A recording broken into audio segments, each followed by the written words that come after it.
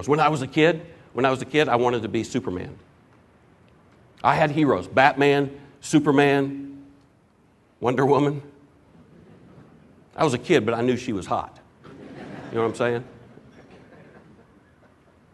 Gumby and Pokey, they were heroes in my house. When I was a kid, we didn't have a lot of money.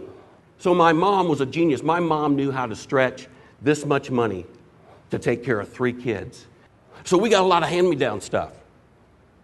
And so my A-team was Gumby and Pokey and a G.I. Joe with Kung Fu grip. But he had a bad gripper. It was like Arthritic Joe. And the only mode of transportation they had was a Malibu Barbie Jeep with a bad tire. That was my A-team. Never played with that outside, of course. Back then, I thought that being a superhero was actually on the list of career choices. You could be an astronaut, a cowboy, Superman. Now my son, he's almost 17, he wants to be a weatherman. It's his passion. He loves the weather. Storms, tornadoes, hurricanes, that just rocks his world. My wife said to me, she said, being a weatherman would be a great job for you. Why? She said, where else can you go to work and be wrong more than half the time and still keep your job? I said, Washington.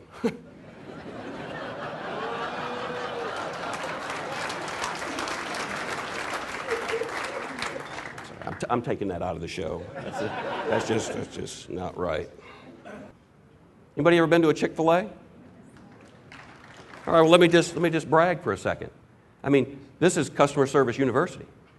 I mean, you know what they invented, right? I mean, you go to Chick-fil-A and you hit the speaker.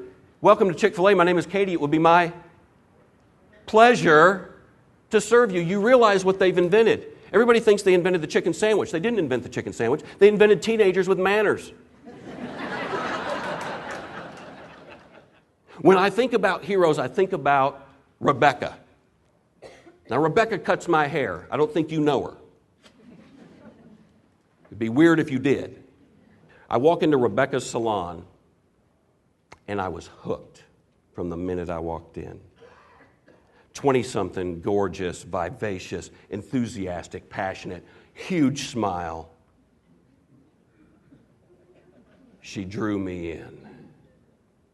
She sat me in the chair, and before she said anything, she started rubbing my shoulders. And I liked it. A lot. I've been 40 for almost 7 years, and nobody rubs my shoulders. She asked me about my family. She asked me about my job. She talked to me like I was the only person in the room.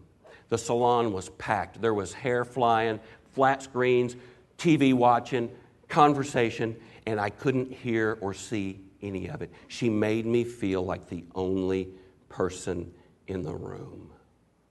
When she was done rubbing my shoulders, she washed my hair, and when she washed my hair, I forgot my name.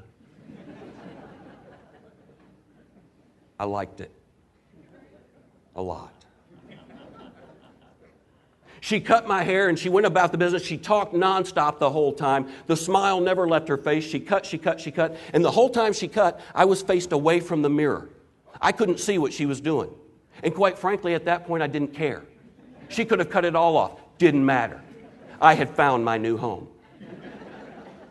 She got done cutting my hair and she spun the chair around. As she did, she pulled the cape off of me and she said, "There you go, Mr. Delicious."